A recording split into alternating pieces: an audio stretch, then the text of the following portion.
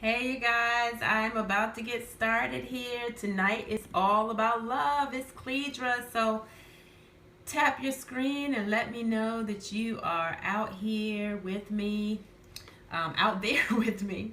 I am so excited, you guys. It's just like unreal that 2015 is ending and that we're starting a new year. So let me turn the screen around so that you can see me and we can get. So hello. Hello everyone. So this is part 2 of our series, How to Choose. I thought it would be great to do a series at the end of the year on how to choose in the major categories of our life. And if you were with me last night, we talked about how to choose to lose weight. And so tonight is going to be all about how to choose to love again. So, for those of you who don't know, I am the author of the book Rewrite Your Story. And that's not to plug the book, it's just to say that I know a thing or two about rewriting your story. I wrote the book, and more importantly, I lived the life. So, I just want to say welcome and thank you for joining me. And what I hope to accomplish tonight is to give you some insight into what it takes to navigate the waters of love. So just tap your screen and let me know you're out there. Again, tonight is all about love, love, love, love. Okay, there are the hearts. Yay, yay. Okay, so many of you have picked my story up at this chapter of my life where I'm married again and really in love. Very grateful for the chance to love again, but that's not the way it always has been. And so I wanted to just rewind the story a little bit. And I'm actually going to be reading from a weight that's in my book. And if you have been around my work, you know that I believe the weight that you cannot see is the reason the weight you can see comes on our body. And so I'm going to be talking about the weight of the way it was supposed to be, the weight of the way it was supposed to be, because a lot of us have these great plans of the way our lives are going to go. And when they don't go that way, the subsequent effect is what I call the weight of the way it was supposed to be. And when it comes to relationships, we women can really map out the way it's going to be. I remember dating and practicing how my name and the guy's last name would sound. This was in my 20s, a long time ago. But I've done that. So, and I'm sure I'm not alone. I'm sure some of you guys have done that as well. So, I wanted to just share with you a little bit of my story, and I'm reading from chapter 3, The Weight of the Way It Was Supposed to Be. So it says, the only thing more devastating than finding out your husband has been unfaithful is finding out he has been unfaithful again. So that's more of my history. If I could take you back in time to a place where I was walking down the aisle, there were close to 500 people at my wedding. I'm an only child, and my parents gave me an amazing wedding. And so I had what I thought was, the perfect lineup. And not that my life was perfect, but that I had done all the things the quote unquote right way. I'd gone to college, I'd gone to grad school, I had a great job in corporate America. He had gone to college, he had 3 degrees, I had 2 degrees. What could go wrong, right? Almost everything. And this is not to bash him. I still to this day think he is an amazing person. And like all of us, sometimes we make choices that don't reflect how great we are. So I just want to put that out there. This is in no way to bash him, but more importantly to show, so what do you do when you have this weight of the way it was supposed to be. And what I offer to you in the book is that the first thing you have to do is release that weight by looking at a way to still get what you hope that you would get. And I call these 3 steps: identify it, drop it, and then replace it. So the strategy that I share in this chapter about the weight of the way it was supposed to be is to identify the areas of your life where you are insisting, forcing, and literally arguing daily with the idea that there can only be one way. I want to say that again. Identify the areas of your life where you are insisting, forcing, and literally arguing daily with the idea that there can only be one way. When we are arguing with reality, we lose only 100% of the time. I had a mentor to tell me that, and I remember looking at her, I was so angry.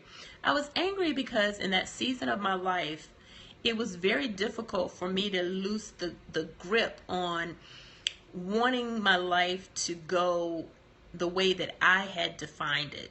My parents, before my dad passed away this year, had been married 45 years. And I wanted that story. I didn't want to get divorced. My parents had a child. I'm an only child that they loved, and I wanted that story too. And as time went on and I realized that that wasn't going to be my story, it was very difficult. And so as a result of going through that process and rewriting my love story, so to speak, I had to identify the area where I was insisting that the only way I could be happy was if I had only been married once, and if I had my children by that first husband and only husband. That was the area. So I'm just giving you an example, and I want you to think about in your life where you're insisting that it has to go that one way that you have made up in your mind. And then the second question is, what is your insistence costing you? For me, my insistence was costing me extra weight.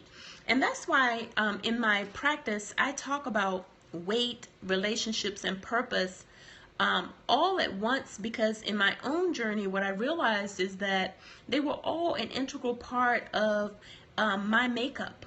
And that's what I see in all of my clients too, because when you start to really identify these weights that you can't see, and as the physical weight goes away, you start to feel better about yourself. And then as a result, you attract better relationships. That just happens. And then once you attract that great relationship, you want to change how you spend your days. You want them to be more purposeful because you feel better about yourself. So, but going back to what is the insistence costing you, for me, I was binge eating a lot. I was overeating. I was wallowing. I was having a lot of pity parties, and maybe you can relate. So I want you to think about, what is your insistence costing you? The fact that you are trying to insist that life has to go this one way that you have identified. And then the next step is to drop it. And this is a sentence that I offer you to drop it as a strategy: that I am willing to surrender, and then you fill in the blank, for the next 24 hours. And this strategy, I promise you, is so powerful. For a lot of my life, you know, and I'm sure you've heard of it, you have to let it go. You have to let it go. And I never felt like people went into detail. Well, how do I let it go? Is it a one-step process? For me, it wasn't. It was a daily process. And so that's why in this next step, to drop it, I invite you to actually write out what you're going to surrender just for the next 24 hours. And I can promise you, when I started doing that, it created space in my mind.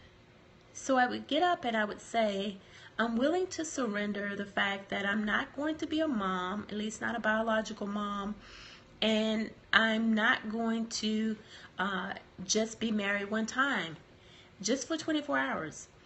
And creating that space, what it allowed is for new possibility. It opened up new possibility. And slowly, day by day, as I got up each morning and I wrote that out and I gave it over to God, and I was willing to surrender my plan for a plan that I had never even considered, God began to reveal new possibilities for me. And I know the same can happen for you. And so the third step is to replace it. So what I mean by that is you take the feelings that go along with insisting that your life go a certain way. Like, I have some examples here that I felt like I was a failure because my marriage failed.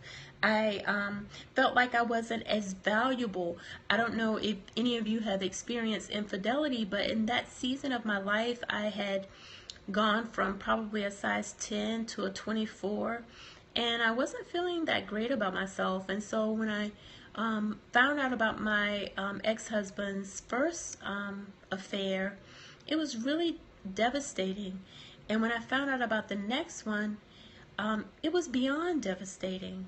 It was shattering to my core, because I had put so much into defining myself and my value based on the status of my relationship. And the best thing that could have happened to me was for that to unravel, because as believers, the foundation of who we are, our value was set at Calvary. And no man, no woman, no thing can diminish our value. And so while it was devastating at the time, it was a gift. You know, and those of you who may follow me on Facebook, you see that a lot of the times I have hashtag a Romans 8:28 lifestyle. And what that means is that I fundamentally believe that as a believer, as long as I am obedient to loving God and pursuing the purpose that God has predestined for me, then I get the promise that all things are working together for my good. And you get that promise as well. And so in replacing those statements and the way I was feeling, the replacement statements were as follows. I'm courageous, not a failure, to leave a marriage that doesn't honor who I am. My ex-husband had a choice to communicate with me instead of cheating on me. I'm not missing anything. God determined my value at birth, and not being a mother doesn't diminish God's appraisal. So that's just an example. And in the book, for all of the weights that I've identified, I talk about identify it, drop it, and replace it. So I just wanted to give you a little bit of strategy and some practical tools before I get into, okay, once you've gone through all of that, then how do you begin again? How do you get the courage to begin again? And a lot of the courage to begin again has to do with how you deal with moving past the old. And I'm a firm believer that when love is what you're committed to, then love is what you will hold in your hand for the next relationship. And what I mean by that is I made a commitment to have a loving divorce. Meaning I wasn't going to take my ex-husband to the cleaners or, speak badly about him or run his name down. Because at the end of the day, there was a point in my life, my life's journey.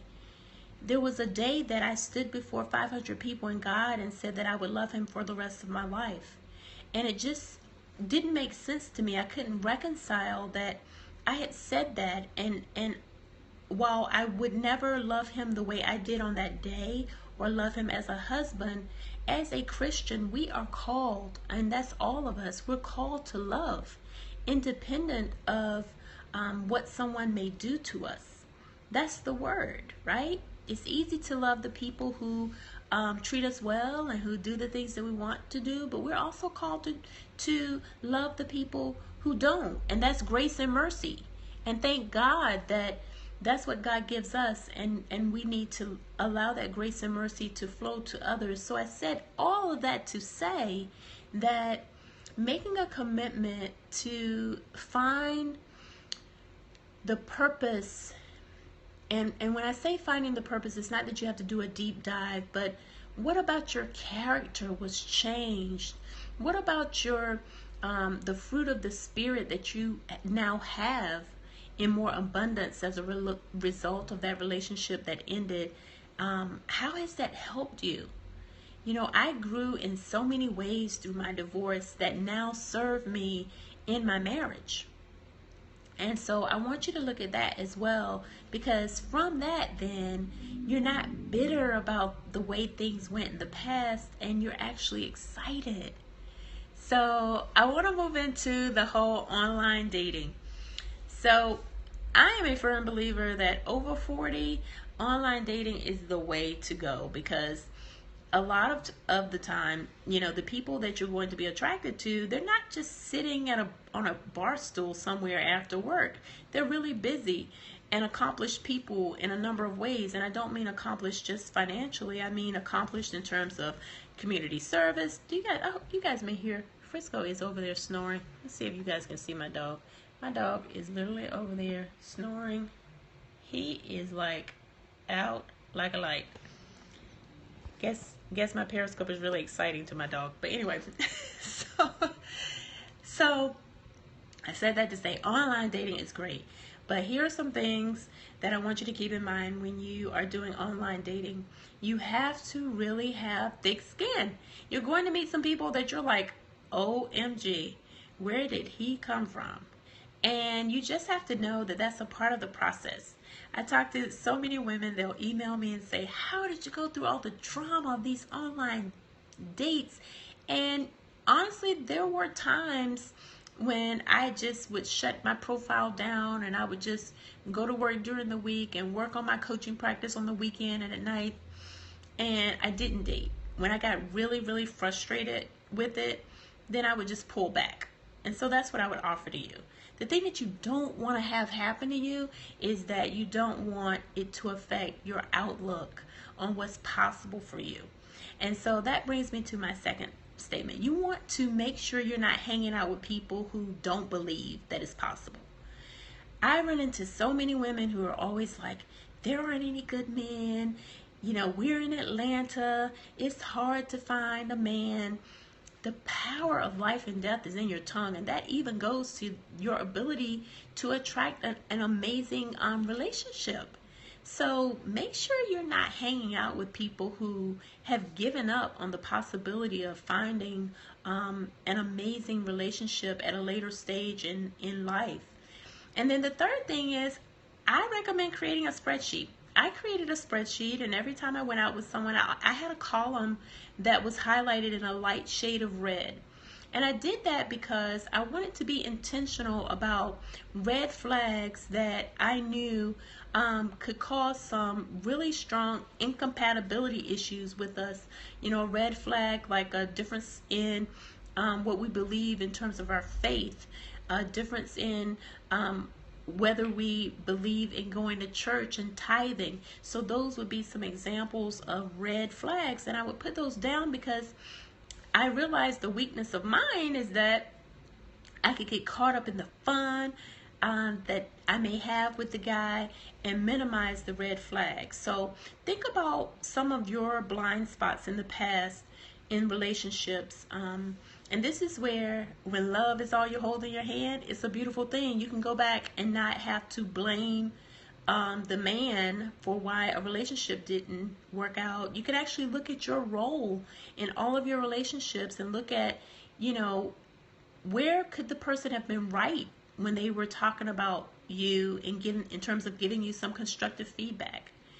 I run into so many people who never take the time to do a self-assessment on their contribution to the quality of the relationships that they have. They're always talking about something the guy did, and that's a personal red flag. If you're always talking about what someone else did in your relationship, then know that you're really not ready for a relationship, because you're still holding someone else responsible for completely for the quality of the relationship, and it is a mutual responsibility that or combined responsibility at the end of the day. So I hope this has served you all well. I am excited for you. I got a lot of emails last night about the How to Choose to Lose Weight series, and I it is my intention this year, this upcoming year, to just pour into you guys in terms of how to not only choose but go beyond that and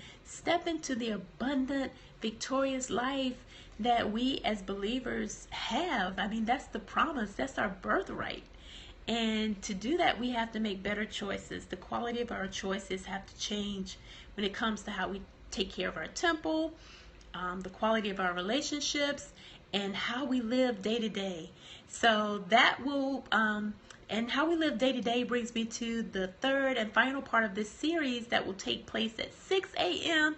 Eastern Standard Time tomorrow morning, Wednesday, what is that, December the 30th. And you want to join me, and I'll be sharing some of the key strategies that I wish I had known before I spent over 30 grand in business coaching. So I want to share that with you. So I hope you have a wonderful, wonderful night with the people you love. And remember, when love is all that you hold, then love is all that you'll have to give and receive. So have a great night, you guys, and thanks for joining me. I'll see you later.